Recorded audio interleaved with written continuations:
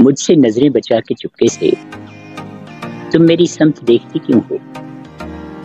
जब तुम्हें मुझसे वास्ता ही नहीं, मेरे बारे में सोचती क्यों? तू कि जमघट जवां सितारों का चांदनी शब का एक ख्वाब है तू। मेरे गीतों में रोशनी है तेरी, मेरे शेरों का इंतखाब है तू। कुछ नहीं जानता मोहब्बत में, तुम मेरी क्या हो क्या नहीं हो तुम। बेखुदी में भी साथ हो मेरे, होश में भी यहीं कहीं हो तुम। दिल वारें कि जां वारें, आंखें हैं कि दो खंजर, पलकें हैं कि तलवारें।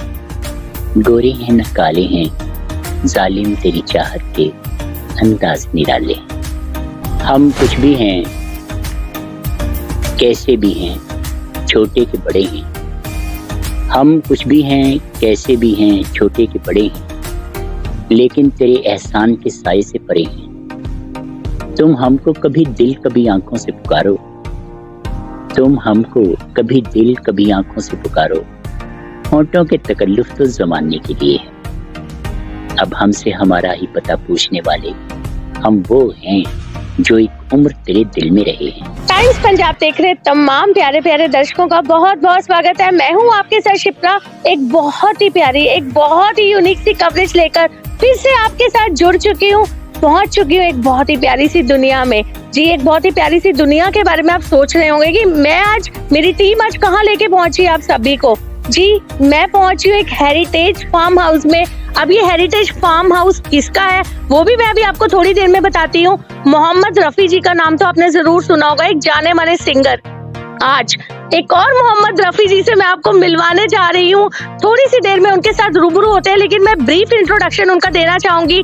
प्रोफेसर मोहम्मद रफी पंजाब से, मलेरकोटला से हमारे साथ जुड़ चुके हैं। एक ऐसी पर्सनालिटी, एक ऐसी शख्सियत जिनके बारे में मैं अगर इंट्रोडक्शन दूं तो ये पूरी कवरेज खत्म हो जाएगी, लेकिन ब्रीफ इंट्रोडक्शन के साथ हम स्टार्ट करते हैं। आप सभी ने देखा होगा कि जब हम 15 अगस्त की परेड देखते हैं, 26 को रिपब्लिक डे होता है, तो बैक वॉइस पे आप जो सुनते हैं, जो अलग अलग अंदाज में, बेहद ही खूबसूरत अंदाज में, शायराना अंदाज में बैक वॉइस पे एक आकाशवाणी की जाती है, वो उनके बादशाह हम कह सकते हैं। मोहम्मद रफी जी हमारे साथ जुड़ चुके हैं। पोएट भी हैं, बहुत बड़े शायर भी हैं, पेंटर भी हैं, एक्टिंग का भी उन्हें शौक है। अब इतनी सारी उनकी जो टैलेंट है उसके बारे में तो बात करना बहुत डिफिकल्ट हो जाएगा हमारे लिए। तो चलिए ज्यादा टाइम वेस्ट ना करते हुए आपको मिलवाते हैं प्रोफेसर मोहम्मद रफी जी से, और उनसे करते हैं बहुत सारी खट्टी मीठी सी बातें। सर, सबसे पहले आपका बहुत बहुत स्वागत करना चाहेंगे टाइम्स पंजाब टीवी में। सर, आज हम ना आपकी प्यारी सी दुनिया में पहुंचे हैं। एक प्यारा सा फार्म हाउस है जो हमने अभी विजिट किया, जहाँ पे हमें पक्षियों की चहचहाट सुन रही है, डक्स हमें देखने को मिल रही है। इतनी प्यारी सी दुनिया में हम पहुंच चुके हैं, ऐसे लग रहा है हम नेचर से कनेक्ट हो चुके हैं। तो सर, ये शौक कैसे और कब? देखिए, मेरे ख्याल में मैं ये बात कह सकता हूँ कि जैसा मूड हो वैसा मंजर होता है। मौसम तो इंसान के अंदर होता है। अगर आपको लग रहा है कि ये दुनिया खूबसूरत है तो दुनिया खूबसूरत है। बिल्कुल। अगर आपको लग रहा है कि कहाँ फंस गए यार, ये तो बहुत बदसूरत दुनिया, तो सुबह उठ के जो आप महसूस करते हो, आप अच्छा महसूस करते हो तो अच्छा लगता है। आप डल महसूस करते हो तो वैसे ही लग रहा है। आप अगर महसूस करते हो कि आज का दिन बड़ा बोरिंग रहेगा तो यकीनन वो दिन बोरिंग रहेगा। और अगर अब लगेगा कि शुक्र है अल्लाह, आज का दिन भी मुझे देखने को मिला, तो सब कुछ जो है वो बेहतर। यही बात जो थी, मैं रिटायर हुआ। सर, आपके रिटायरमेंट से पहले हम थोड़ा बैक में जाते हैं। सारे दर्शक जानना चाहेंगे कि क्या आपका डेजिग्नेशन रहा है, किन किन दौर से आप निकले हैं, क्या आपकी स्टडी रह चुकी है, वहाँ से हम जानना चाहेंगे। देखिए, मेरी फर्स्ट अपॉइंटमेंट जो थी वो as lecturer in Urdu government college Malerkotla में, तो 22 साल मैंने वहाँ पढ़ाया।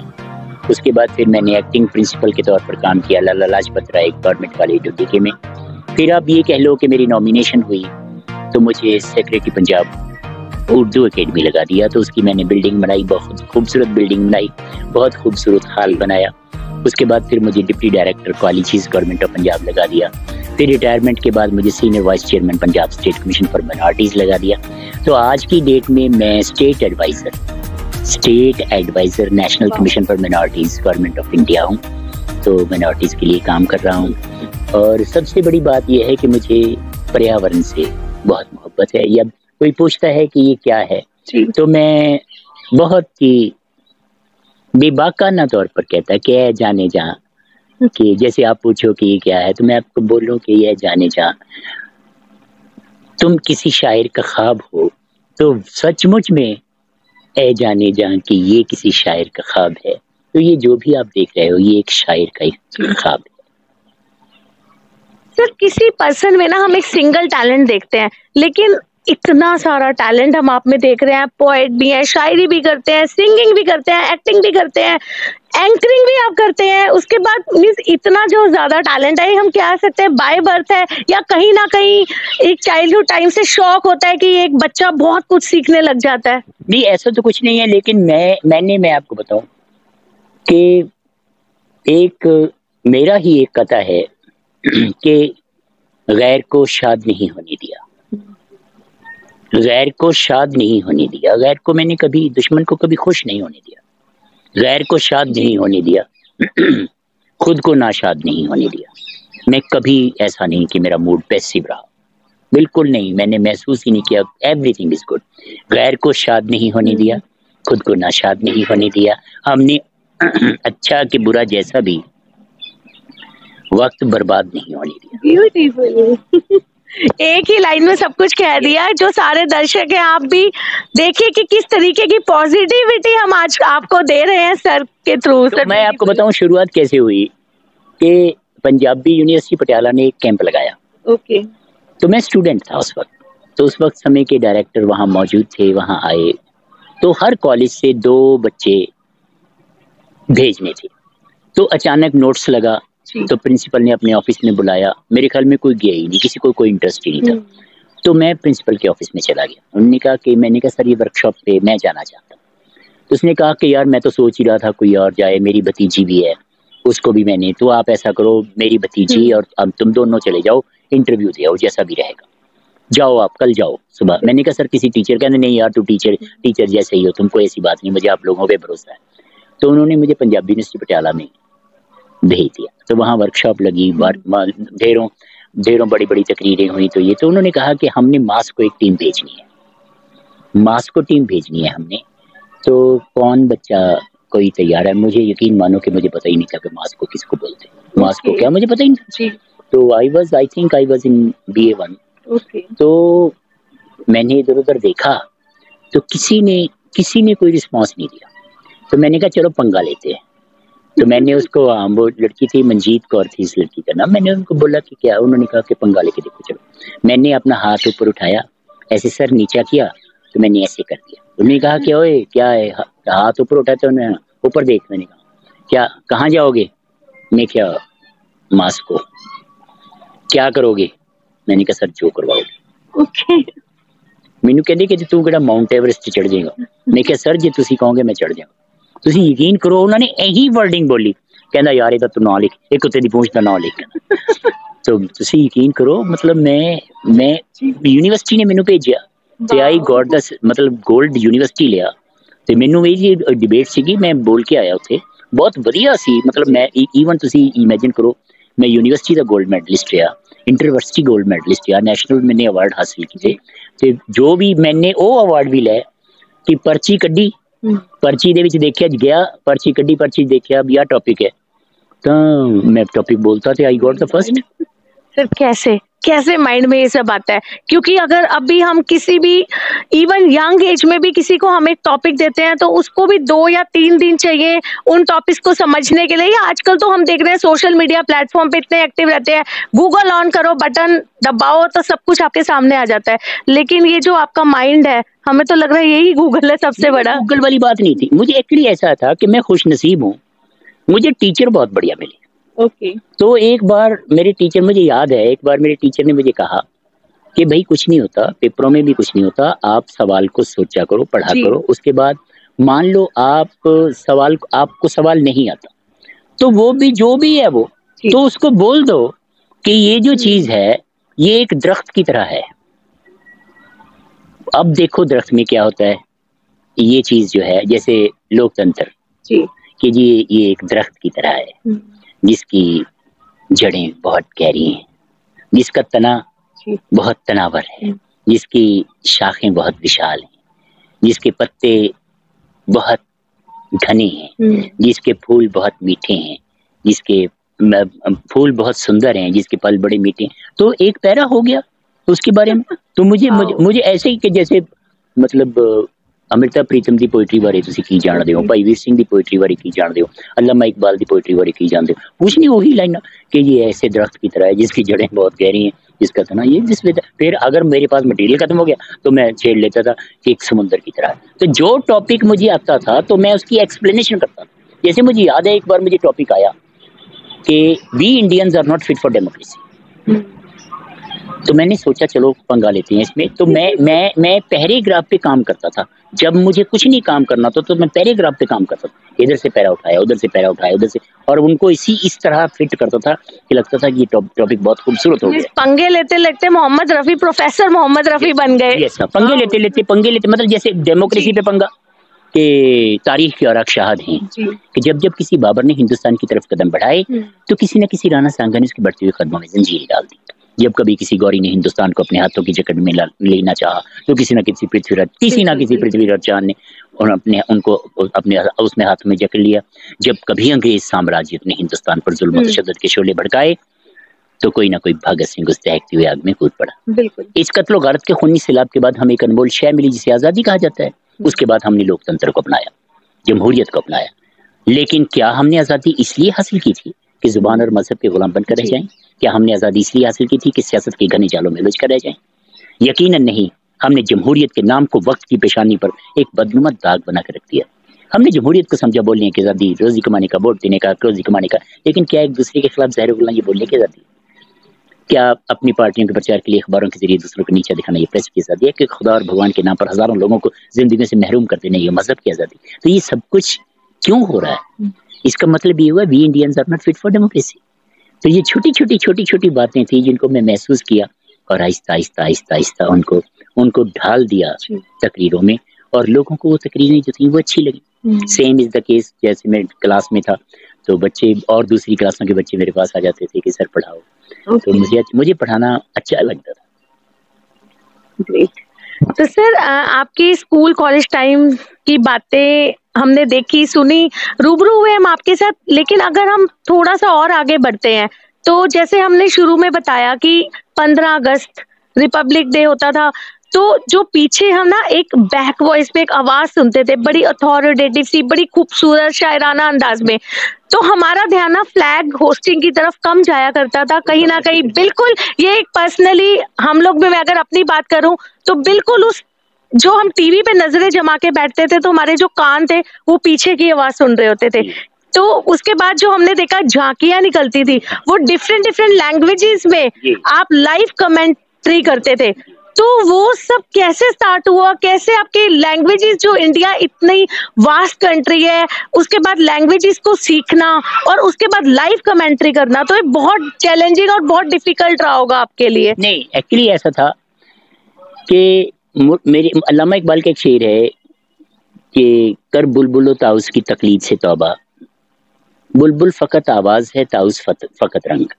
कि बुलबुल और ताउस कहते हैं मोर को कि कर बुलबुल ताउस की तकलीद से तौबा, उसके पीछे ना तो बुलबुल के पीछे चल ना मोर के पीछे चल। कर बुलबुल ताउस की तकलीद से तौबा, बुलबुल फकत आवाज है ताउस फकत रंग। मोर के पास सिर्फ रंग है कुछ नहीं, लेकिन बुलबुल के पास आवाज है और कुछ भी नहीं। तो मुझे भी ये लगा कि जमीन से बच के चलूं, आसमां से बच के चलूं, मेरा ख्याल है दोनों जहां से बच के चलूं। तो मुझे ये था कि मुझे कुछ ना कुछ करते रहने का शौक रहा है।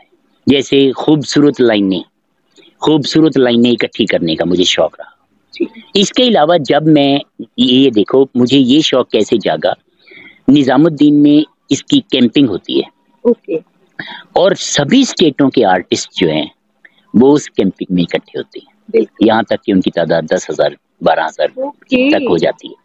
तो वहाँ उनका 1 महीने का कैंप होता है। तो वो पहले नॉर्थ जोन कल्चर सेंटर ही उसको अरेंज करता था। तो उसमें मेरी मेरी ड्यूटी लगती थी कि आपको क्योंकि कमेंट्री करनी है, ये बोलना है, ये फंक्शन जी। ऑर्गेनाइज करने हैं, तो मुझे अच्छा लगता था कि चलो चल के उड़िया वालों से बात करते हैं। अरे वाह! तो उस उनको मैं बोलता था, जैसे मलयालम वालों से मैंने बात की, तो उन्होंने कहा कि मलयालम मेरिल्ला, मैंने कहा मलयालम मेरिल्ला, उनका मतलब मलयालम नहीं आती। ओके। गुड। तो फिर वो कहते थे कि ये जैसे हम भारत भारत बोलते हैं, जी। तो भारत, वो ऐसी कुछ लफ्जें हाँ। हैं वो जो मतलब उसमें जैसे उनको बोला, मैं वहां गया उसमें कालीकट में, तो वहां मैंने पूछा कि व्हाट इज दिस, तो उसको मस्जिद को पल्ली बोलते हैं, पल्ली, मयूद्दीन पल्ली। तो ऐसी बहुत सी चीजें हैं जो किताबों में नहीं है। जी। तो मैं तो बंदे को साथ लेके जाता था ओके। वहां का, तो सर व्हाट इज दिस, अब बोल एक बार उसने बोला कि यंगल विडमन कंडू। सर वो एक जज्बा होता है सीखने का। अदरवाइज हम अगर अपने इंडिया की बात करें तो लोगों को घूमने फिरने का, ट्रैवलिंग का बहुत शौक है, जाते हैं अलग अलग स्टेट्स में, लेकिन कहीं ना कहीं वहां पे वो घूम फिर के फोटोग्राफी करके सेल्फीज लेके लोग वापस आ जाते हैं। सीखने के लिए जज्बा रेयर ही किसी में देखने को मिलता है। मुझे याद है कि हमारी टीमें जिस कैंपस में ठहरी कैलिकट में, तो वहाँ बाथरूम इकट्ठे थे। ओके।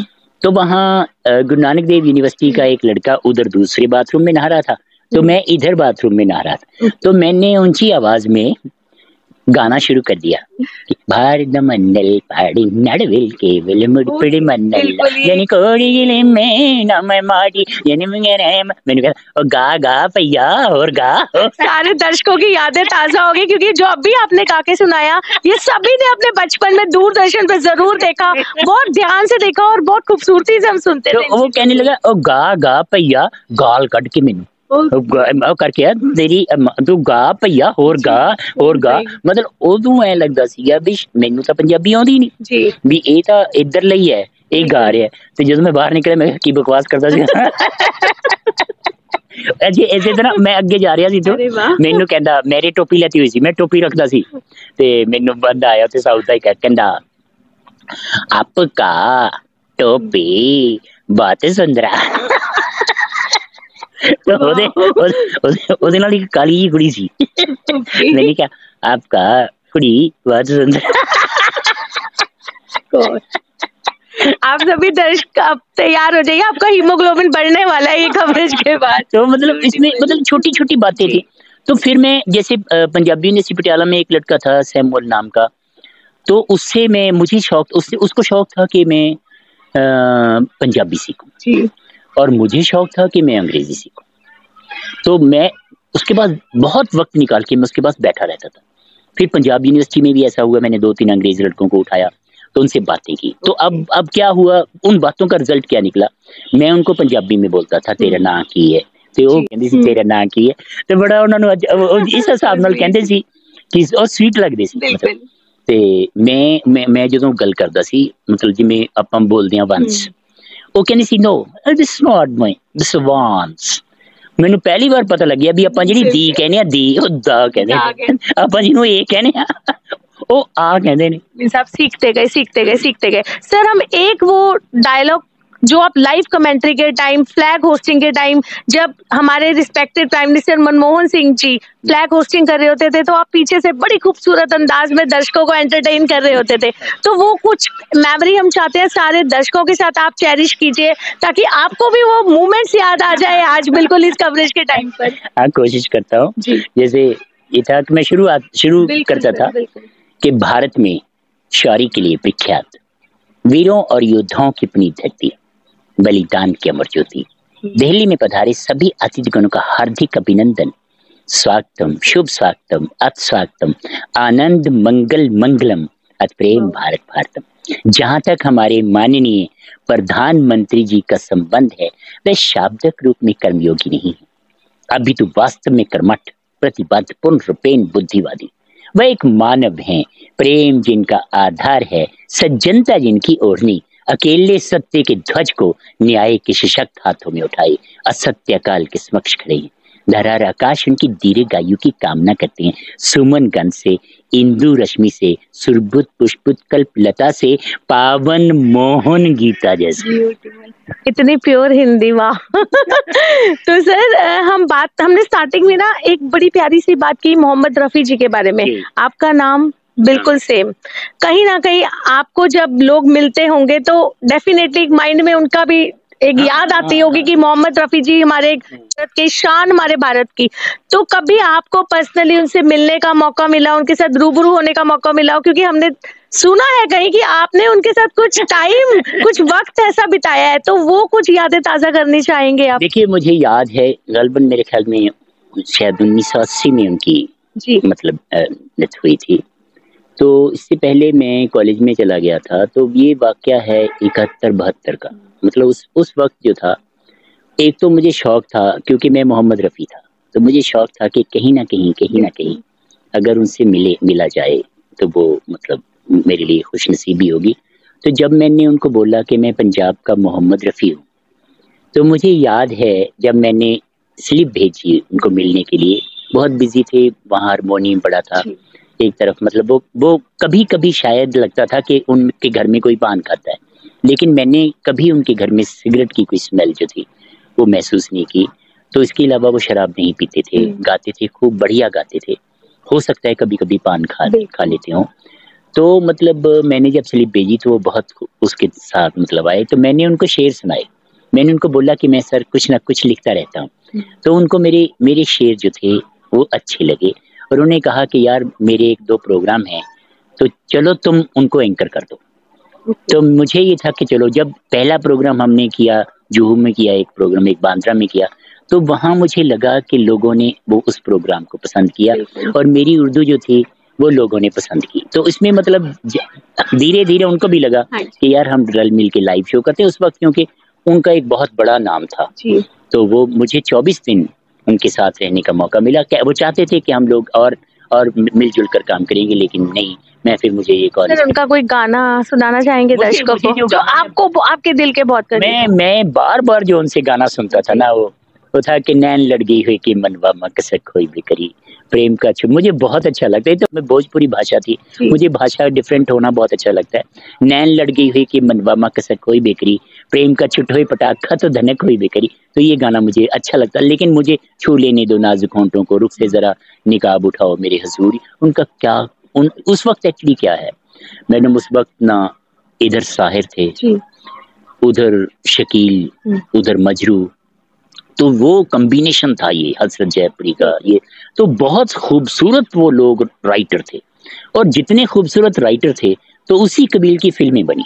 और ये देखिए कि जो फिल्म साथी हाथ बढ़ाना साथी रे, एक अकेला थक जाएगा मिलकर, तो ये जितनी फिल्में बनी तो उसमें बहुत कुछ जो था वो कुछ नया था, कुछ पुराना था। क्योंकि 2 तहजीबें आपस में टकरा रही थी, पुरानी तहजीब खत्म हो रही थी, नई तहजीब जो थी वो उभर रही थी। उसमें ऐसी कुछ बहुत सी बातें थी, तो मुझे अच्छा लगता था सारा।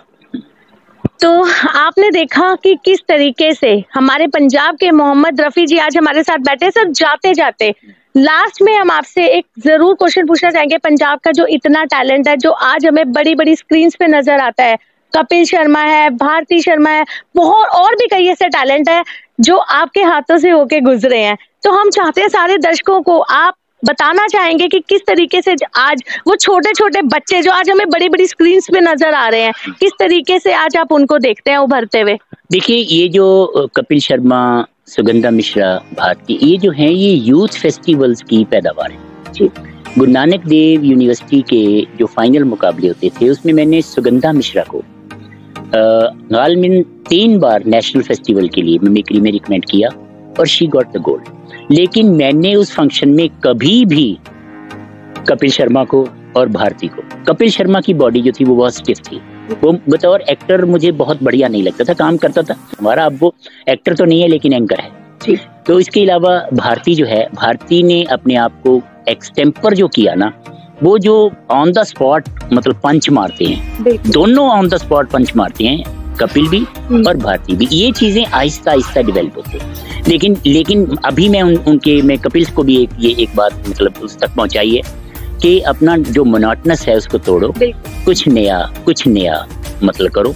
तो इसमें जो आदमी मेहनत करता है, तो ये लोग वहीं से फेस्टिवल से जीते या हारे, वहीं से ये लोग फिर इन्होंने बम्बे का रुख किया।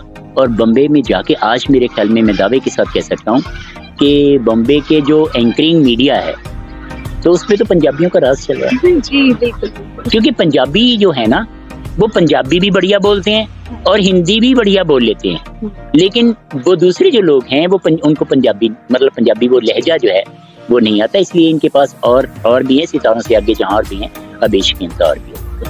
थैंक यू सर, बहुत बहुत अच्छी बातें हमारे साथ आपने शेयर की, दर्शकों को बहुत हंसाया, सभी को बहुत ये मूवमेंट्स है हमेशा लाइफ टाइम के लिए याद रहने वाले हैं। हम एक बार फिर आपसे रूबरू जरूर होंगे अपने चैनल के थ्रू। तो आपने देखा ये थे हमारे साथ पंजाब के प्रोफेसर मोहम्मद रफी जी, जो एक जाना माना नाम है, सिर्फ हमारे देश में नहीं बल्कि विदेशों में भी सर का नाम बोलता है। तो होपफुली आपको बहुत अच्छा लगा होगा, बहुत प्यारी प्यारी सी खट्टी मीठी सी बातें हमने उनके साथ की। एक और प्यारी सी कवरेज लेके फिर से आपके साथ हम रूबरू होंगे। टाइम्स पंजाब टीवी देख रहे तमाम दर्शकों को हमारी तरफ से धन्यवाद।